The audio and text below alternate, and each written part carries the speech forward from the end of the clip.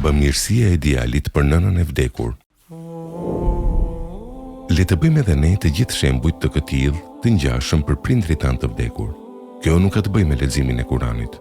Një grua dëshironte të shkonte për të mbajtur një ligjëratë në një qendër islame, por nuk kishte askënd që ta transportonte. Ajo e thiri një taksi, i cili e çoi deri në adresën që ajo dëshironte. Ajo në lidhje me këtë rast tregon: kur desha të paguaj për shërbimin e transportit, i ofrova 5 euro. Por shoferi, një djalë i ri, i cili ishte rreth 20 vjeç, refuzoi t'i marrë të hollat duke më thënë: "Unë jam betuar se nga ata që i transportoj për në xhami, për në qendrën islame apo për në spital, nuk do të marr asnjë lek. Vetëm do të doja që ata të luteshin për nënën time e cila vdiq 3 vjet më parë. Andaj të lutem, lutu edhe ti për të. Emri i saj është Nura." Pasi u largova nga makina dhe hyra në sallën ku mbahej ligjërata, për këtë informova të gjithë ata që ishin në ligjëratë dhe i luta që të luteshin për atë grua. Ato, duke u solidarizuar dhe nga admirimi për atë djaloshin, mblodhën dhe donacione vullnetare mes vete për ta paguar gërmimin e një pusi të ujit me emrin e asaj gruaje. Falënderimi takon Allahut Madhërisëm. Kjo bamirësi erdhi asaj gruaje për shkak të djalit të saj të ndershëm.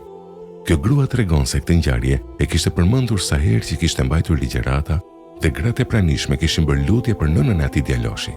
Ky është shembulli i një djaloshi të ndershëm për të cilën na kujtojnë fjalët e pejgamberit alayhis salam, ose një fëmijë edukuar mirë i cili lutet Allahut për të. Zoti thotë në Kur'an: "Dhe Zoti yt ka urdhëruar që të mos i adhuroni askujt përveç atij dhe mirësi ndaj prindërve tuaj." Surja Isra 23. Islami e konsideron respektin ndaj prindërve dhe respektin e të drejtave të tyre detyrën më të madhe të njerëzve pas urdhrave hyjnor. Kurani në lidhje me këtë thotë: "I jeni mirënjohës ndaj meje dhe ndaj të dy prindërve tuaj." Surja Luqman 14.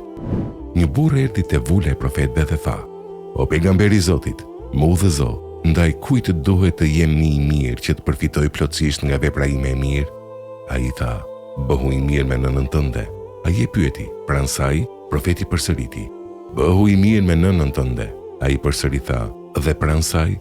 Profeti u përgjigj: "Për nënën tënde." Pejgamberi tha: "Për babain tënd." Allahu ne lut, t'ju japi jetë fëmijëve tanë dhe i bëft të dëgjueshëm ndaj nesh. Allahu i fal prindrit tanë, prindrit tuaj dhe të gjithë muslimanët. Amin.